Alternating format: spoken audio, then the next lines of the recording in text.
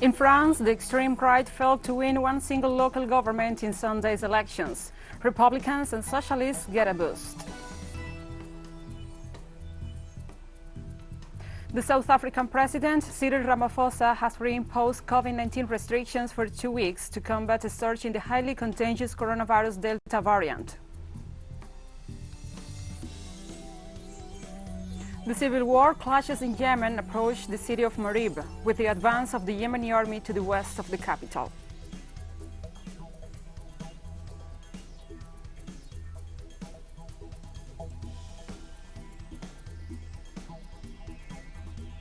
From the headquarters of TeleSUR English in Havana, Cuba, this is From the South. I'm your host, Gladys Quesada, and now we begin with the news. In France, the extreme right failed to win one single regional government in Sunday's regional elections in the country. Right-wing Republicans and centrist socialists made unexpected gains in the polls, characterized by a turnout of just 35%, one of the lowest ever. 7 out of 13 regions will be ruled by the right. The ultra-right party national grouping led by Marine Le Pen failed to win any regional government despite initial forecasts in its favor.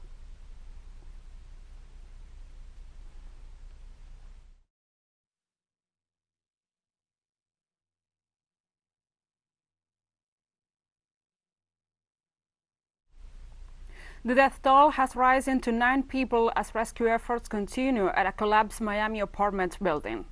Nearly 160 people are still missing after the collapse. Nearly 3 years before an oceanfront building collapsed near Miami, an engineering firm estimated that major repairs the building needed will cost more than $9 million. Officials have reported that a fire at the collapsed building is hampering rescue efforts as authorities race to recover more victims suspected to be under the rubble.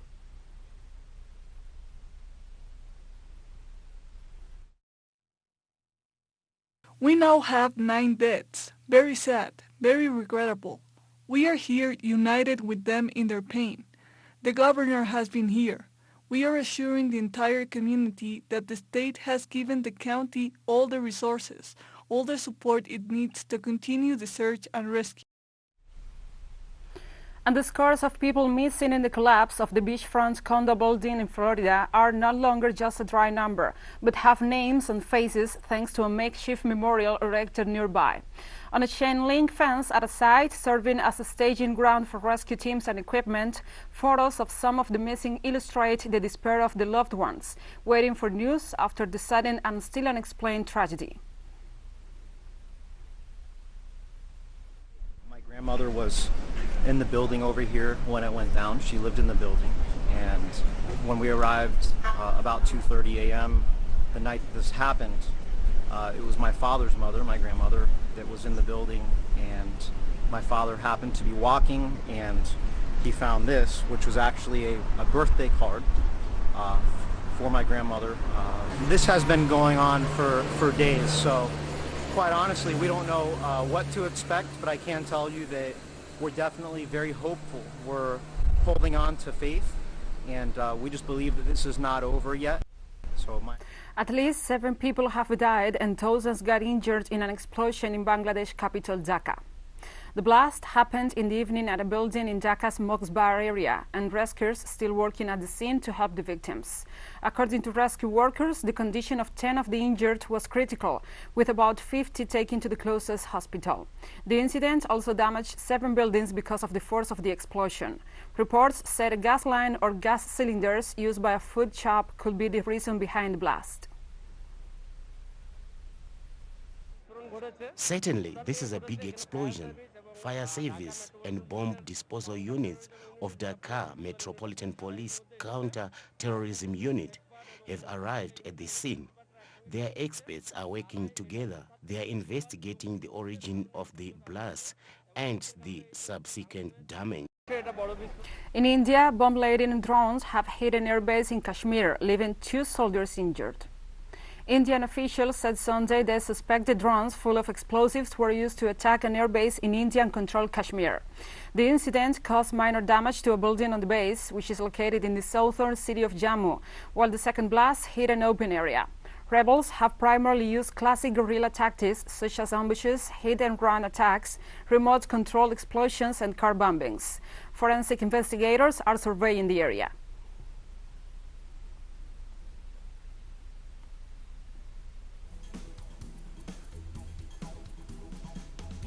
We'll take a short break now. Join us again after this.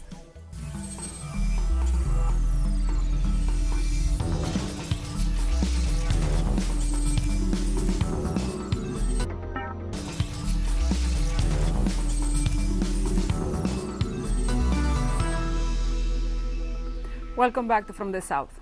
The South African President Cyril Ramaphosa has reimposed COVID-19 restrictions for 2 weeks to combat a surge in the highly contagious coronavirus Delta variant. Restrictions in the level 4th lockdown include the banning of all gatherings, except for funerals where only 50 people will be allowed, and a ban on the sale of alcohol. On the recommendation of the National Coronavirus Command Council, Cabinet has decided that the country should move to adjusted alert level 4. And we are therefore announcing this evening that we will place these additional restrictions in place for the next 14 days. And after 14 days, we will examine exactly where we are.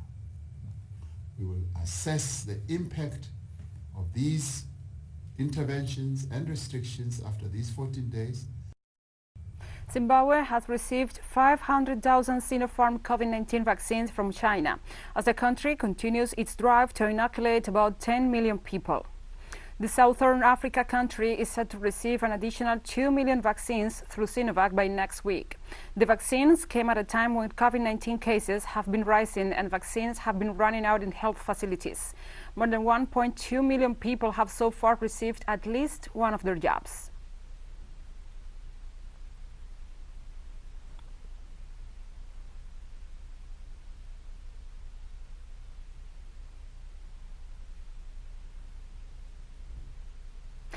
Tens of thousands of migrant workers have fled Bangladesh capital Dhaka before yet another nationwide shutdown to stop the spread of the coronavirus. Migrant workers have opted to return to their homes than to stay in Bangladesh, as the Asian country is set to close businesses in the midst of the rising coronavirus infections. Dhaka will lock down most economic activity and confine people to their homes from Monday. Bangladesh has reported more than 880,000 infections and at least 14,000 people have died from the virus.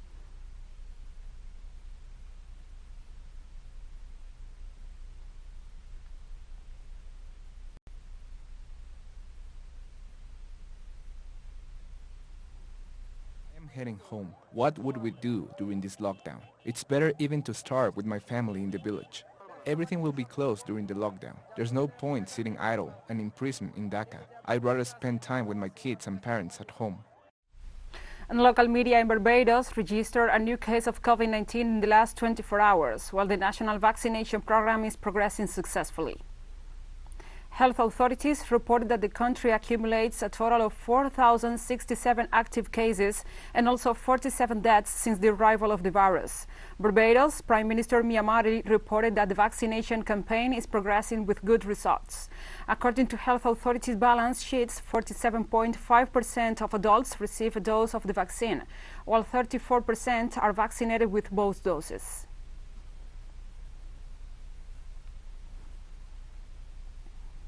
Argentine President Alberto Fernandez has led a ceremony Sunday to pay tribute to the country's victims of COVID-19. Accompanied by political authorities, civil society representatives and artists, Fernandez expressed his gratitude to health and essential workers. He also decried the social void created by the pandemic and restrictions required to control the virus. At the end of the event, participants left yellow roses and lit candles as a tribute for those who died from the pandemic. As of Sunday, Argentina has reported over 92,000 deaths linked to COVID-19, amid almost 4.4 million infections. In memory for each of the ones who were victims of the pandemic. Each one of them had a name, a life. The pandemic opens a void, builds a huge wall that prevents us from embracing each other. It prevents so many important things. It prevents to live a part of our life. On Sunday, Brazil and Ecuador drew 1-1 on match day 5 of Copa America 2021, and both teams qualified for quarterfinals. The Brazilian team ended at the top of the Group B without losing a game and showing they are the best team in South America at the moment. Ecuador, on the other hand, gained confidence for the next round of the tournament after being the only team that could scratch a point from tightest team. Brazil went ahead thanks to a header from Real Madrid, Eder Militao in the first half. Everything seemed easy for the hosts from there, but Angel Mena appeared in the second half to level the score with a strike after a defensive mistake from Brazil. Likewise, Peru defeated Venezuela 1-0 on match day 5 of Copa America 2021 to earn the second spot on the Group B and qualified for the next round this Sunday. With this defeat, Venezuela is out of the tournament without any wins. La Blanquirroja started the tournament as one of the underdogs after the bad run of the CONMEBOL World Cup qualifiers. However, Ricardo Gareca's team has grown with each game and was the second best OG Group B after Brazil. Peru got their second win in the tournament thanks to a lonely goal by André Carrillo after a corner.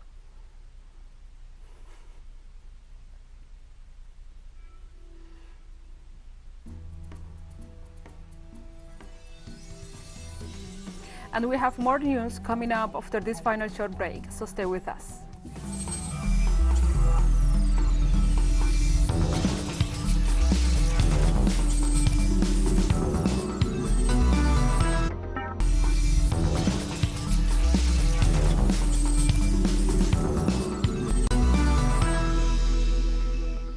Welcome back. In Yemen, the army and resistance forces recovered from Saudi-backed fighters a strategic area rich in gas, oil and minerals. Houthi Yemeni forces launched on Sunday a large-scale offensive maneuver, dubbed Operation Martyr Abu Fadel Tumar, from 5 different locations against the fighters from the so-called Saudi coalition, which they dubbed mercenaries, culminating in the total liberation of the strategic Al-Dahaida mountain range. The Yemeni forces also claimed to have destroyed more than 50 enemy armored vehicles, captured 11 Saudi mercenaries, and seized a large amount of weapons.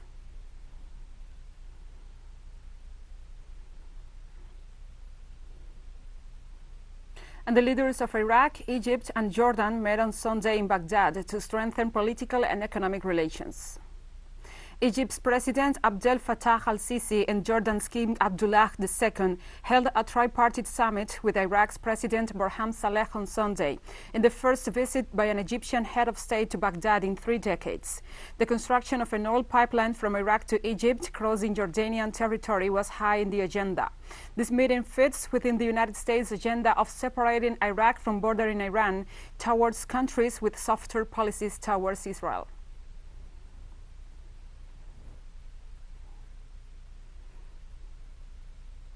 Peace talks between the Sudanese transitional government and the rebel group in the south of the country have stalled over disagreements on delegation of powers from the capital Khartoum. The talks being held in Juba, South Sudan, between the government and the Popular Movement for the Liberation of Sudan North were postponed in mid-June due to disagreements. The rebel group's chief negotiator, Amar Amon, told the media that although many topics related to the economy, security and politics were resolved, crucial issues like the delegation of powers between the central government and the regions were not yet agreed upon. We agreed that major national issues should be decided through popular referendum as a principle also. In future, so we will never, as SPLM North, we will never integrate our forces, SPLM competence into rapid support forces. We want to see rapid support forces fate is decided before. Ivory Coast ex-president Laurent Gbagbo has returned to his home village after 10 years of trial in The Hague for alleged human rights crimes. Thousands of his supporters gave the former leaders a hero's welcome as he comes to the village after spending 10 years in jail since his arrest for crimes against humanity and brought to trial in the International Criminal Court in The Hague, Holland.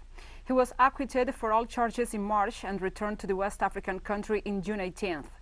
Gbagbo was charged as responsible for the death of some 3,000 people in 2010.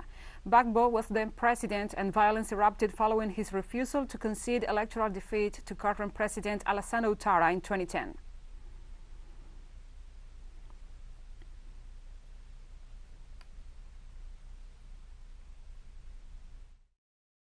We didn't expect anything like this. Today, people say that when you go somewhere else, you don't come back. It was grace for us. The president has returned to his village. Today we are joyful. We are going to dance. We are going to dance even to the point of... In any case, only God can take us away from here today because the joy is beyond us. This Sunday in Tunisia, at least 178 migrants were captured when attempting to cross the Mediterranean from Libya to reach Europe. Tunisian Defense Minister Abdelkrim Zibidi said the Navy picked up 2 lifeless bodies at sea and that another 170 white asylum seekers were saved while attempting to cross the Mediterranean from Libya. The ministry highlighted that migrants from Egypt, Tunisia, Syria, Ivory Coast, Bangladesh, Nigeria, Mali and Ethiopia departed from the Libyan port of Suwara during the night of Friday to Saturday.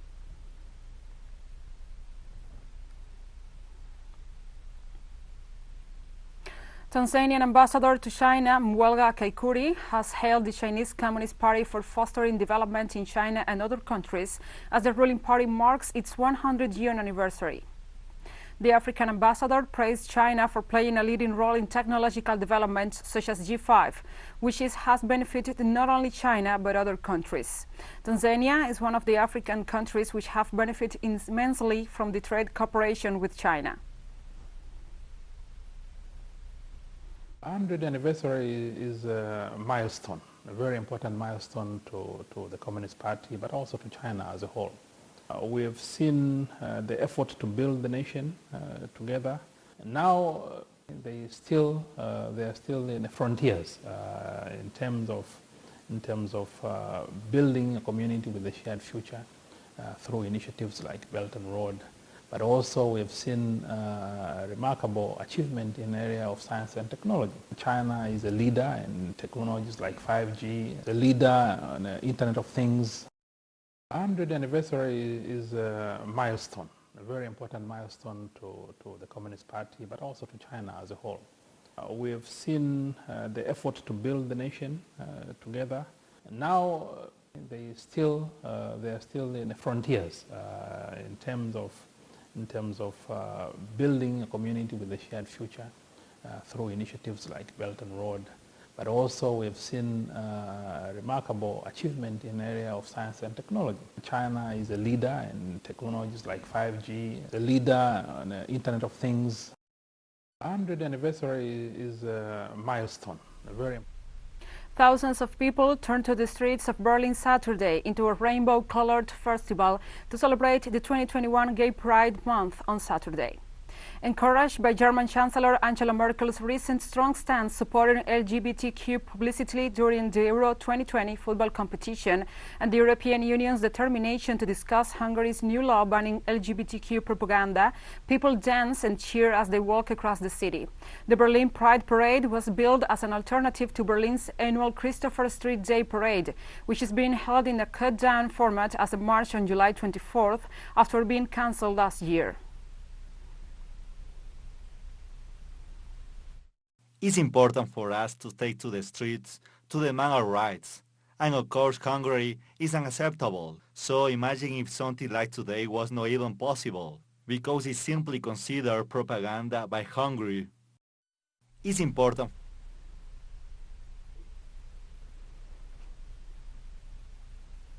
And also in Italy, thousands of people gathered in Rome and Milan. This year's the motto was Pride and Ostentation. It comes after the Vatican formally opposed a proposed Italian legislation that seeks to expand anti-discrimination protection measures to people who are gay and transgender, along with women and people with disabilities. Pride is always an exciting moment, a very important date and a very important political demonstration where we clearly claim equal respect, equal rights, and equal dignity as every other citizen of this country. The Pride Parade was also massively observed in Mexico City, one of the most traditional and largest parades in Latin America.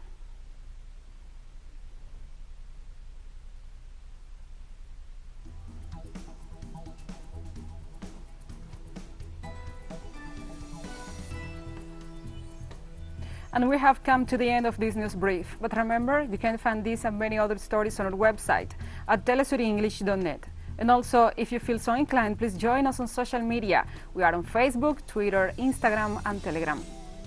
For TeleSUR English, I'm your host, Gladys Quesada. Thank you for watching.